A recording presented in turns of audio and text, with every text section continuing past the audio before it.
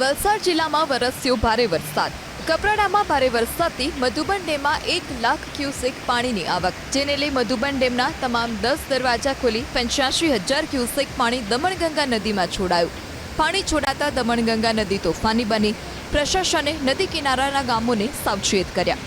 વલસાડ શહેર અને આસપાસના વિસ્તારમાં વરસ્યો વરસાદ. જિલ્લાના વાપી, પારડી અને ઉમરગામમાં પણ છૂટોછવાયો વરસાદ વરસ્યો, તો કપરાડા અને ધરમપુર તાલુકામાં પણ વરસાદ વરસ્યો. સતત બીજા નોરતે વરસાદી માહોલને કારણે ખેલૈયાઓ અને ગરબા આયોજકોમાં ચિંતા જોવા મળી. વલસાડ જિલ્લામાં વરસ્યો ભારે વરસાદ. કપરાડામાં ભારે વરસાદથી મધુબન ડેમમાં 1 લાખ ક્યુસેક પાણીની આવક, જેને લઈ મધુબન ડેમના તમામ 10 દરવાજા ખોલી 85,000 ક્યુસેક પાણી દમણગંગા નદીમાં છોડાયું.